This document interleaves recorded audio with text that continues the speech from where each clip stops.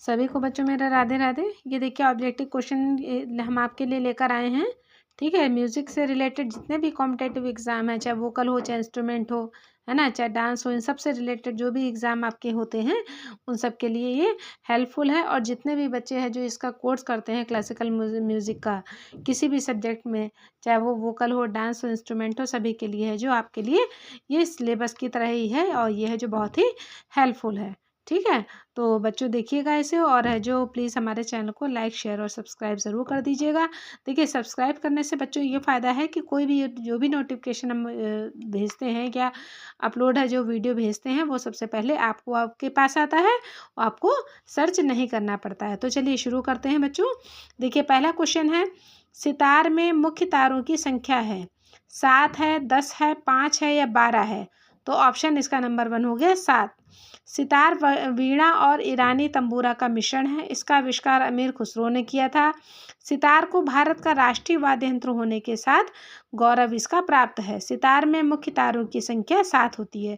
देखिए जैसा कि पहला क्वेश्चन इसमें दिया था, सितार में मुख्य तारों की संख्या कितनी होती है, तो 7 होती है। तो ऑप्शन ये हो गया। देखिए एक अलग से स्टेटमेंट देखिए इसमें कितने दिए हैं, सितार वीणा ईरानी तंबूरा का मिश्रण है। ये तो आपको हम बता चुके हैं पहले। इसका आविष्कार अमीर खुसरो ने किया, ये भी बहुत बच्चों को मालूम होगा। फिर नेक्स्ट देखिए ये क्वेश्चन है कि सितार को राष्ट्रीय वाद्य यंत्र होने का गौरव प्राप्त है। जैसे क्वेश्चन आता है राष्ट्र कौन से वाद्य यंत्र को राष्ट्रीय वाद्य यंत्र होने का गौरव प्राप्त है, तो वो आपका ऑप्शन हो गया सितार। नेक्स्ट क्वेश्चन आपका है, पंडित भातखंडे का पूरा नाम क्या है। पंडित विष्णु दिगंबर भातखंडे, पंडित विष्णु दिगंबर पलुस्कर, पंडित विष्णु नारायण भातखंडे और पंडित विष्णु नारायण पलुस्कर। तो ऑप्शन इसका नंबर 3 हो गया, पंडित विष्णु नारायण भातखंडे। देखिए कितने हैं जो पास के ऑप्शन है। अगर पलुस्कर है तो देखिए 2 टाइप के नाम दिए हैं, पंडित विष्णु दिगंबर, पंडित विष्णु नारायण पलुस्कर हैं। और देखिए इसमें है जो देखिए भातखंडे जी में इसमें दिया पंडित विष्णु दिगंबर भातखंडे और पंडित विष्णु नारायण भातखंडे। इतने पास के ऑप्शन होते हैं कि बच्चे हर कोई इंसान कंफ्यूज हो जाता है। ठीक है, तो जो कोई डीपली पढ़ेगा, जो स्टेटमेंट है जो मतलब सेव करके रखेगा, तो उसी को है जो सबसे ज़्यादा उस चीज़ पे माइंड है जो रहेगा। और ये क्वेश्चन आपके लिए ऐसे लाते हैं कि कितनी बार ये सब क्वेश्चन है जो आपके रिपीट हुए भी हैं और बहुत क्वेश्चन ऐसे हैं जो अभी रिपीट नहीं हुए हैं। तो इसका ऑप्शन बच्चों हो जाएगा नंबर 3, विष्णु नारायण भातखंडे। पंडित भातखंडे का पूरा नाम पंडित विष्णु नारायण भातखंडे है।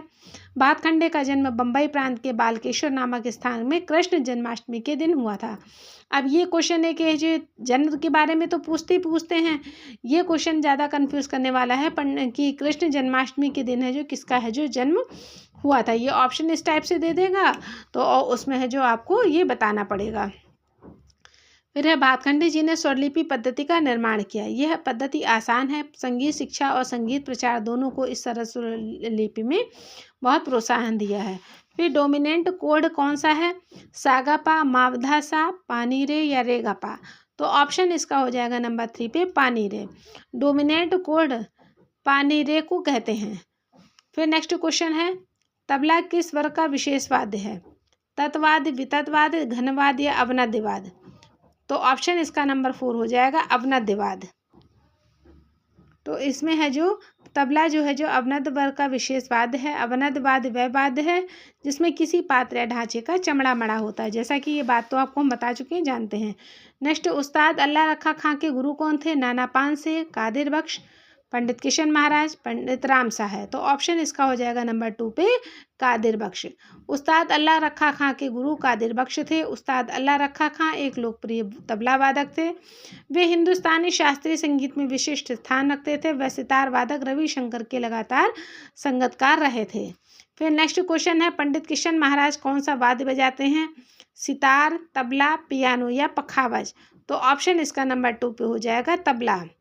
पंडित किशन महाराज एक प्रसिद्ध तबला वादक थे। इनका जन्म कश्मीर के कबीर चौरा मोहल्ले में 1923 में कृष्ण जन्माष्टमी की रात को होने के कारण इनका नाम किशन पड़ा। अभी हमने ऊपर आपको क्या बताया था, देखिए क्वेश्चन पास के हैं। इनका भी जन्म है जो कृष्ण जन्माष्टमी में हुआ था और ये भातखंडे जी का भी जन्म है जो कृष्ण जन्माष्टमी के दिन हुआ था। बस इसमें चेंज क्या होगा, एक सन चेंज होगा और इसका एड्रेस है जो चेंज होगा। ठीक, तो ये चीज़ है। फिर रात को इनका नाम किशन महाराज पड़ा। इन्होंने पिता पंडित इन्होंने अपने पिता पंडित हरि महाराज से शास्त्रीय संगीत की शिक्षा प्राप्त की। किशन महाराज को वर्ष 2002 में पद्म विभूषण से सम्मानित किया गया। देखिए ये भी इंपॉर्टेंट क्वेश्चन है बच्चों। फिर देखिए रागों में कम से कम कितने स्वरों की आवश्यकता होती है? 5, 7, 3 या 6। तो ऑप्शन इसका बच्चों हो जाएगा नंबर 1 5। राग में कम से कम 5 स्वरों की आवश्यकता होती है। ठीक है, देखिए लिखा है हर राग में कम से कम 5 स्वर और अधिकतम इनकी संख्या 7 होती है। साथ ही इनको 3 जातियों में विभाजित किया जाता है। जिन रागों में 5 स्वरों का प्रयोग होता है उन्हें औढ़व जाति कहते हैं, जिसमें 6 स्वरों वाले को षाढ़व, 7 स्वरों वाले को जो संपूर्ण जाति कहते हैं। फिर नेक्स्ट है इनमें से खुले बोल की कौन सी ताल है? मत ताल, आड़ा चार ताल, पंचम सवारी या बड़ी सवारी? तो नंबर 1 पे हो गया आपका मत ताल। मत ताल खुले बोल की ताल है। इस ताल में 18 मात्राएं होती हैं तथा इस विभाग में 9 विभाग होते हैं। फिर फरोदस्त ताल में कितनी मात्राएं होती हैं? 10 होती है, 11 होती है, 14 होती हैं, 16 होती हैं। तो ऑप्शन नंबर 3 इसका हो जाएगा 14। फरोदस्त संगीत में एक प्रकार का संगत राग जो गौरी कानड़ा के पूर्वी मेल से बना होता है। 14 मात्राओं की एक ताल जिसमें कि 5 आघात और 2 खाली होते हैं। ठीक है, तो ये आपकी है जो कितनी मात्राओं की ताल हो गई? 14 मात्राओं की। और 14 मात्रा की ताल कौन सी होती है? आपकी आड़ा चार ताल होती है। ठीक, जिसमें होता है धिन तिरकिट धीना, तूना, कत्ता तिरकिट धीना, धी धीना, ये आपकी होती है। फिर नेक्स्ट का आपका क्वेश्चन है पखावज वादक स्वामी पागल दास का पूरा नाम क्या था? अभी इससे रिलेटेड पिछले जो आपके कई जो वीडियो बने उसमें है जो ये पूछा गया था क्वेश्चन कि राम शंकर दास का है जो नाम क्या था पूरा, मतलब जो चलताऊ नाम है, जो उन्हें उपाधि किस चीज़ की दी गई थी? तो वो था स्वामी पागल दास जो नाम था। अब ये देखिए वही उल्टा यहाँ पे आ रहा है क्वेश्चन। पखावज वादक स्वामी पागल दास का पूरा नाम रामशंकर दास है। हरिदास भक्त कवि, शास्त्रीय संगीतकार तथा कृष्ण उपासक सखी संप्रदाय के प्रवर्तक थे। इन्होंने ललिता सखी का अवतार माना जाता है। ये तानसेन के गुरु हरिदास थे। सापा कौन से स्वर हैं? चल स्वर, अचल स्वर, कोमल स्वर और विकृत स्वर। देखिए कितना आसान सा सवाल है। तो इसका ऑप्शन हो जाएगा नंबर 2 पे अचल स्वर। फिर नेक्स्ट क्वेश्चन है ये झपताल के विभाग हैं 2 3 3 2, 2 3 2 3, 2 6 2 या 3 2 2 3। अब आप जानते हैं झपताल हमने आपको पढ़ाई हुई है, जानते हैं कि झपताल के विभाग कितने होते हैं? 2 3 मात्राओं के हैं जो 4 विभाग होते हैं। तो देखिए लिखा भी है, तो ऑप्शन इसका नंबर 2 है जो सही हो जाएगा। झपताल 10 मात्रा की ताल है, 10 मात्रा के बोल हैं। ये ख्याल गीत, ख्याल गायत्री आदि के साथ बजाई जाती है। इस ताल के 4 विभाग हैं जो कि 2 मात्रा, 3 मात्रा तथा पुनः 2 मात्रा, 3 मात्रा के विभाग हैं। अच्छा, इसके झपताल के बोल क्या हैं? धी ना, धी धी ना, ती ना, धी धी ना। ऐसे बच्चों रटी होनी चाहिए ताल। जब ऐसी रटी होगी ताल तभी आप ताल वाले क्वेश्चन में बिल्कुल से फट से क्वेश्चन तुरंत ऑप्शन देकर आप टिक मार देंगे। चलिए अब देखिए रुद्रताल में कितनी मात्राएं होती हैं? 11, 12, 13, 14। तो ऑप्शन इसका नंबर 1 हो जाएगा 11। रुद्रताल में 11 मात्राएं होती हैं। मृदंग की एक ताल है, इसमें 16 मात्राएं होती हैं और इसमें 11 आघात और 5 खाली होती हैं इसमें। ठीक है, तो अब देखिए इसमें ताल में क्रिया कितने प्रकार की होती है? 2, 3, 4 या 5। तो ऑप्शन नंबर 1 हो जाएगा 2। जब लय को समय के साथ मापा जाता है तो ताल कहते हैं। जब ताल के अलग अलग भागों हाथ से विभिन्न इशारे करके जैसे कि ताली बजाना, फिर हाथ का लहराना दर्शाया जाता है तो उसे क्रिया कहते हैं। क्रिया 2 प्रकार की होती है, शब्द क्रिया और निशब्द क्रिया। जब ताल के भाग को किसी शब्द के साथ दर्शाया जाता है तो उसे सशब्द क्रिया कहते हैं। ठीक है, तो देखिए क्वेश्चन भी देखिए एक लय का भी इसमें आपका हो गया और पूछा भी, ये भी पूछा था कि ताली किसे कहते हैं, खाली किसे कहते हैं। ठीक, तो उसको देखिए कितना सा पूरा इतना बड़ा स्टेटमेंट दिया है, इसको खूब ध्यान से 2-3 बार देखिएगा तो बिल्कुल आपके माइंड में आपके फिट हो जाएगा। फिर नेक्स्ट क्वेश्चन है विष्णु दिगंबर पद्धति में सम का क्या चिन्ह है? तो क्या प्लस है, क्रॉस है, क्वेश्चन मार्क है, 0 है? तो आपको मालूम है विष्णु दिगंबर में सम का चिन्ह क्या होता है।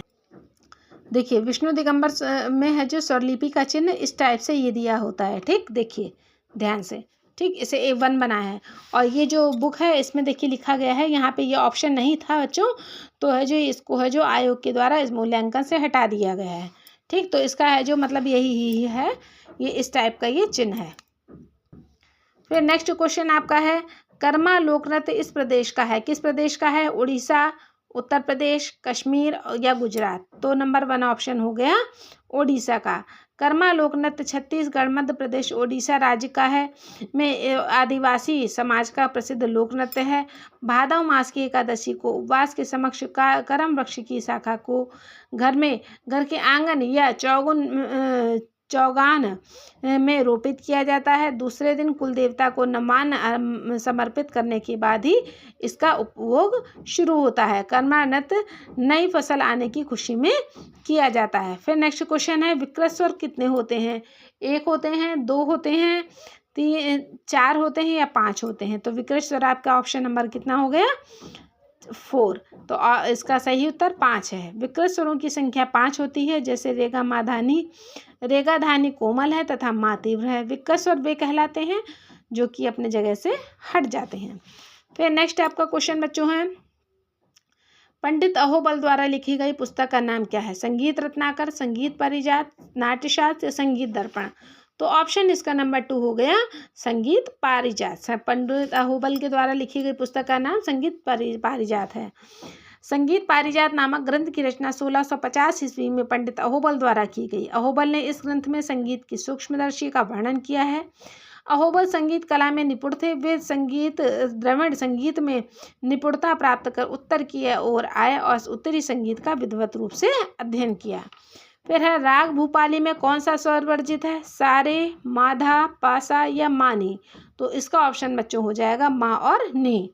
राग भूपाली का थाट कल्याण है, वर्जित स्वर मानी है, जाति औड़ावड़ है, इसका वादी गा और संवादी धा है। इसके गायन का समय रात्रि का प्रथम प्रहर है। इस राग में ठुमरी नहीं गाई जाती है, किंतु बड़ा ख्याल, छोटा ख्याल, तराना आदि भी गाया जाता है। बहुत बार क्वेश्चन पूछा भी जाता है किस राग में ठुमरी गाई जाती है, किस में नहीं गाई जाती है। फिर नेक्स्ट क्वेश्चन है, धमार ताल में कितनी मात्राएं होती हैं? 10, 12, 14 या 15? तो ऑप्शन इसका नंबर 3 पे हो जाएगा 14। धमार ताल एक भारतीय संगीत का प्रमुख ताल है। इसमें कुल मिलाकर 14 मात्राएं होती हैं। इसके 4 भाग होते हैं। इसमें 3 ताली और 1 खाली होती है। किस तरह से होती है धमार ताल? जरा एक बार रिपीट करिएगा। धमार ताल में 14 मात्राएं हो गई। विभाग कितने हो गए? 3, 4, 4, 4 के 4 3 12 13 14।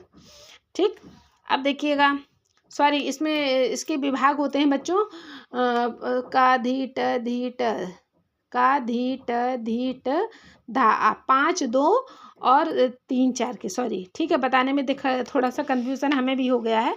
मैं भी एक इंसान ही हूँ, तो मुझे भी इतनी सारी तालें दी हुई, थोड़ा सा कन्फ्यूज़न, माफ़ी चाहती हूँ आप लोगों से। तो बच्चों 5 2 3 4 के है जो 4 विभाग हो गए।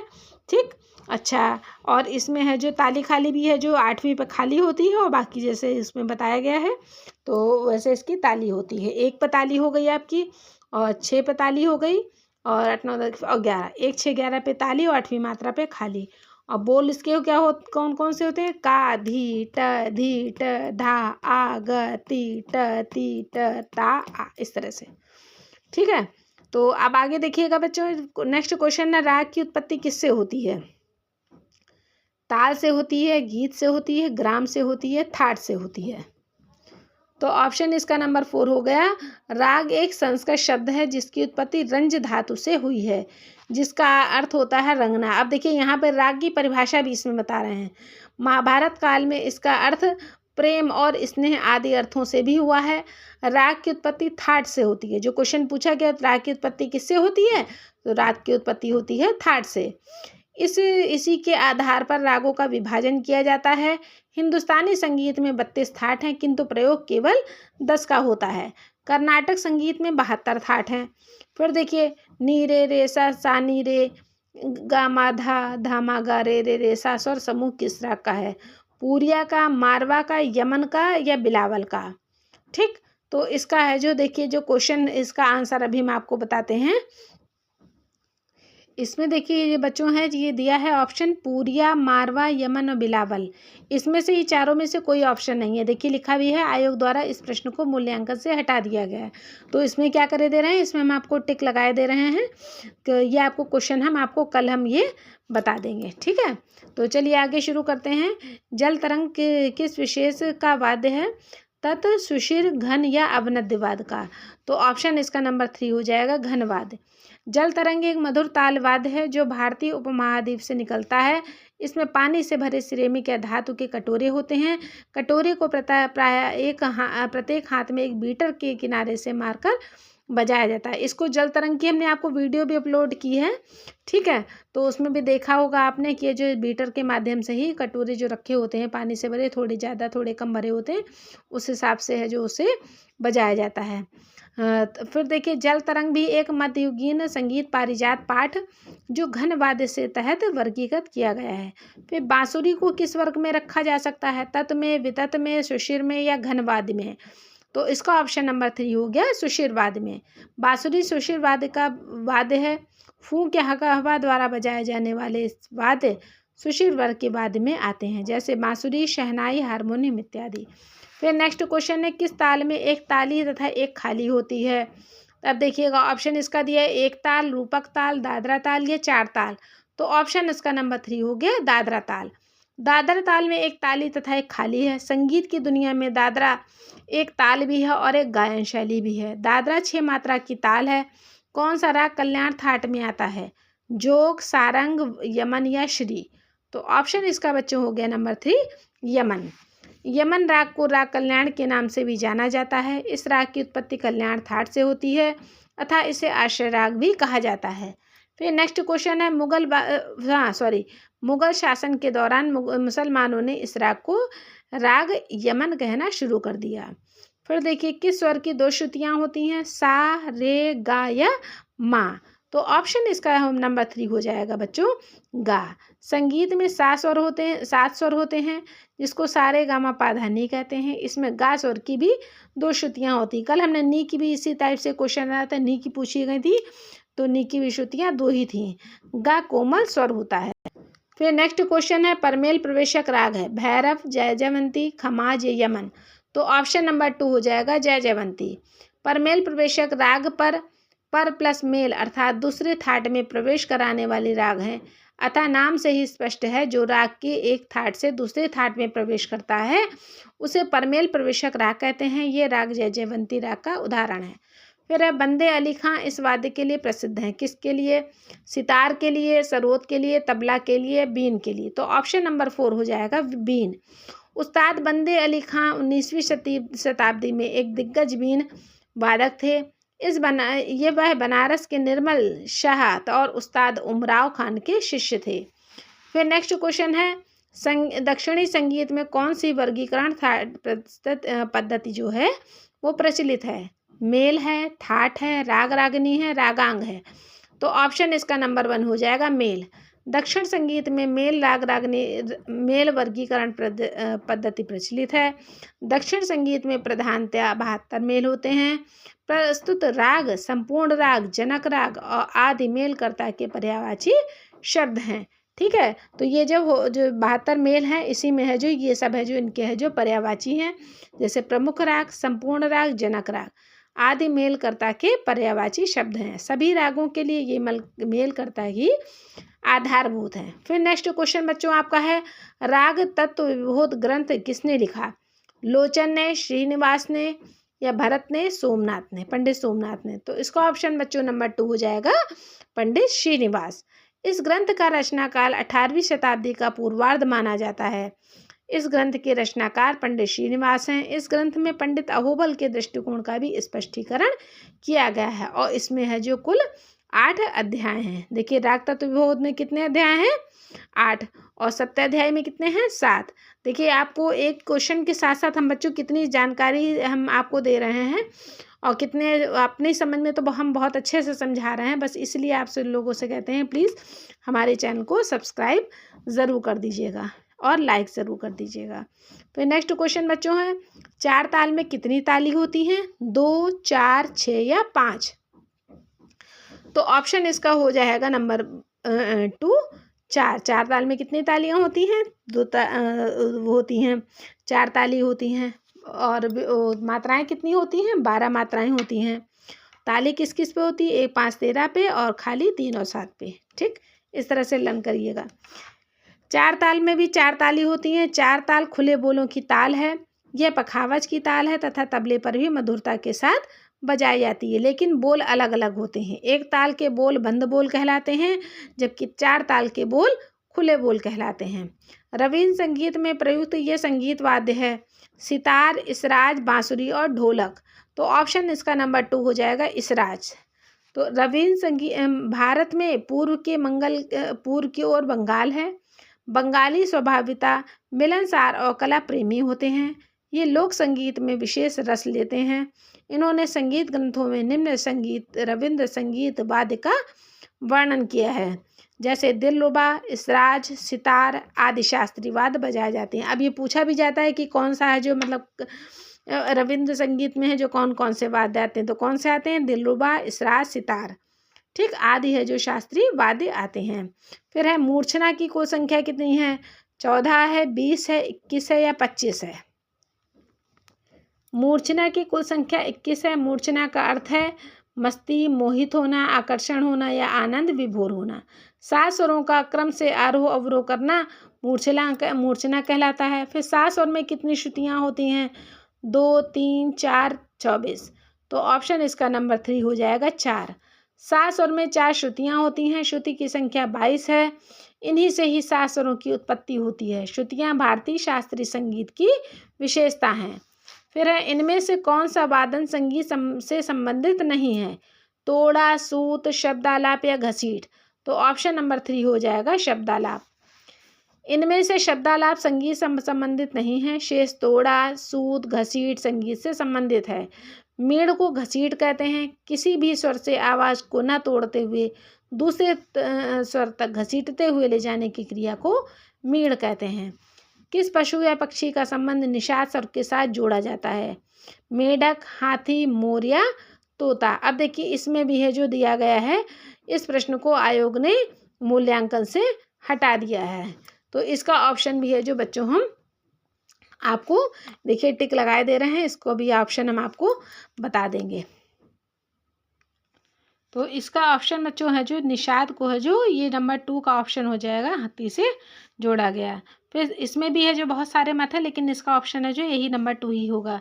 संगीत रत्नाकर के लेखक हैं भरत हैं, शारंगदेव हैं, अहोबल हैं या भाव भट्ट हैं। तो ऑप्शन नंबर 2 हो जाएगा शारंगदेव। संगीत रत्नाकर के लेखक शारंगदेव हैं। इनकी रचना 13वीं शताब्दी के उत्तरार्ध में की गई। 1942 ईस्वी में आनंद आश्रम संस्कृति ग्रंथावली के 35वें ग्रंथांक के रूप में इन्हें प्रकाशित किया गया। संगीत रत्नाकर संगीत जगत का महत्वपूर्ण ग्रंथ है। फिर नेक्स्ट क्वेश्चन है राग यमन का वादी स्वर है सा, रे, गा या पा। तो ऑप्शन इसका बच्चों हो जाएगा नंबर 3 पे गा। राग यमन का वादी स्वर गा है और राग यमन को राग कल्याणी के नाम से भी जाना जाता है। इसका गायन समय रात्रि का प्रथम प्रहर है। इसे आश्रय भी कहा जाता है। इनका वादी स्वर गंधार और संवादी स्वर निषाद है। फिर नेक्स्ट है आपका क्वेश्चन है जब ताल की आड़ आएगी एक आवर्तन में, एक आवर्तन में कितनी आएगी? तो देखिएगा 6 सही है जो 2/3, 5 सही 3/4, 3 मात्रा या 2 मात्रा। तो ऑप्शन इसका नंबर 1 हो जाएगा 6 सही 2/3। जब ताल 10 मात्राओं की ताल है, इस ताल के 4 विभाग हैं, 10 मात्रा के बोल होते हैं। यह ताल गीत ख्याल गायकी के साथ बजाई जाती है। जब ताल की आड़ आएगी एक मात्रा में एक आवर्तन में 6 सही 2/3।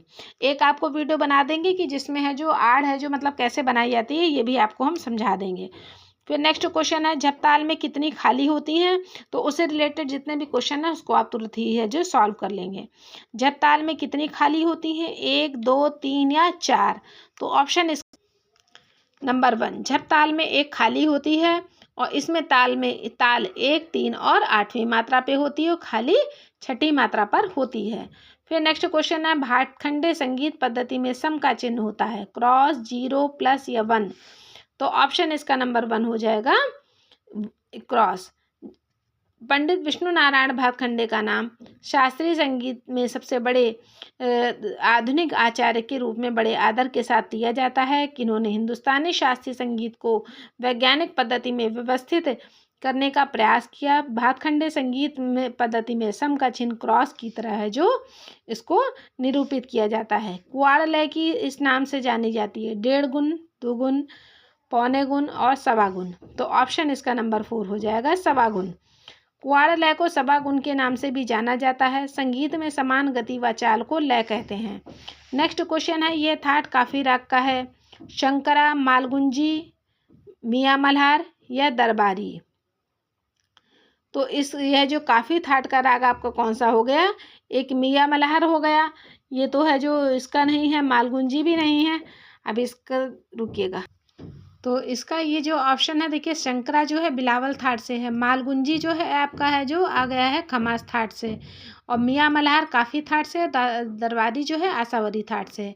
तो इसका ऑप्शन है जो इस हिसाब से बच्चों है जो सी ऑप्शन ही हो जाना चाहिए नंबर 3 का, लेकिन इसमें पता नहीं क्यों ऐसा लिखा हुआ है, मैं नहीं जान सकती। यह राग आसावरी थाट का है। श्री, दरबारी, विभास है केदार। तो ऑप्शन नंबर 2 हो जाएगा दरबारी। दरबारी राग आसावरी थाट का है। प्रचार में इसके 2 रूप हैं, एक कोमल ऋषभ की आसावरी और दूसरा शुद्ध ऋषभ की आसावरी। इसके गायन का समय दिन का द्वितीय का प्रथम चरण है। फिर है, टानिक कॉर्ड किस स्वर से शुरू होता है, सा से, मा से, गा से या पा से। तो ऑप्शन इसका नंबर 1 हो जाएगा, सा। भारतीय संगीत में स्वरों की संख्या 7 है। टॉनिक कॉर्ड 7 स्वर से शुरू होता है। फिर नेक्स्ट क्वेश्चन है, ताल में कितने प्रकार के अंग होते हैं, 2 है, 7 है, 7 है या 5 है, 7 है या 6 है। तो ऑप्शन इसका बच्चों हो जाएगा नंबर 4 पे 6 ऑप्शन। ताल एक निश्चित मात्राओं में बंधे हुए होते हैं। इसमें उपयोग में आने वाले बोलों के निश्चित वजन को कहते हैं। मात्रा किसी ताल के न्यूनतम अवयव को कहते हैं। ताल में 6 प्रकार के अंग होते हैं। फिर है, 3 ताली एक खाली की ताल है, रूपक, 3 ताल, 4 ताल या दादरा ताल। तो ऑप्शन नंबर 2 हो जाएगा 3 ताल। 3 ताली एक खाली उसी में तो होती है, 1 5 13 पे ताली और 9 पे खाली। 3 ताल हिंदुस्तानी शास्त्रीय संगीत के प्रसिद्ध तालों में से एक है। यह कुल 16 मात्राओं की ताल है, जिसमें 4-4 मात्राओं के 4 विभाग होते हैं। तीसरे विभाग में खाली होती है जो 9वीं मात्रा पर होती है और पहली मात्रा पर सम होता है। फिर नेक्स्ट क्वेश्चन आपका है, राग भैरव का गायन समय है, रात्रि का प्रथम प्रहर, रात्रि का द्वितीय प्रहर, प्रातःकाल, सायंकाल। तो ऑप्शन इसका नंबर 3 हो जाएगा, प्रातःकाल। राग भैरव प्रभात बेला का प्रसिद्ध राग है। इसका वातावरण भक्ति रस से युक्त गंभीरता से भरा हुआ है। यह भैरव थाट का आश्रय राग है। इस राग में गंधार और निषाद का प्रमाण अवरोह में अल्प है। अल्प मतलब थोड़ा सा है। फिर नेक्स्ट क्वेश्चन है, निम्नलिखित में इसका कौन सा एक थाट नहीं है, खमाज, भोपाली, मारवा या पूरिया। तो ऑप्शन इसका नंबर 1 कौन सा हो जाएगा, निम्नलिखित में से कौन सा एक थाट नहीं है। क्या खमाज थाट नहीं है, खमाज तो थाट है, ठीक, मारवा भी थाट है, और है जो इसका आपका है जो भोपाली, पूरिया 2 नहीं है। तो 2 ऑप्शन तो हो नहीं सकते, होगा तो इसका ऑप्शन है कि तो थाट है जो कौन सा नहीं है, तो ये है जो मतलब भोपाली भी थाट नहीं है, पूरिया नहीं है। इसीलिए हमें लगता है इस प्रश्न को भी आयोग द्वारा मूल्यांकन से हटा दिया गया, मिसप्रिंट हो गया होगा। फिर आपका आज का क्वेश्चन बच्चों है जो यहीं तक रहता है, ठीक है। तो कैसा आप लोगों को ये सारे क्वेश्चन लगे, और वीडियो है जो हमारा थोड़ा सा लंबा आज हो गया है बच्चों, लेकिन फिर भी आप लोगों को बहुत एक से ज़्यादा है जो 50 क्वेश्चन हो गए, लेकिन एक से ज़्यादा हमने आपको स्टेटमेंट बताए हुए हैं। तो इतनी मेहनत हम आपके लिए कर रहे हैं, तो प्लीज़ आप भी हमारे लिए इतना ही कर दीजिएगा कि हमारे चैनल को लाइक, सब्सक्राइब और शेयर ज़रूर कर दीजिएगा। धन्यवाद।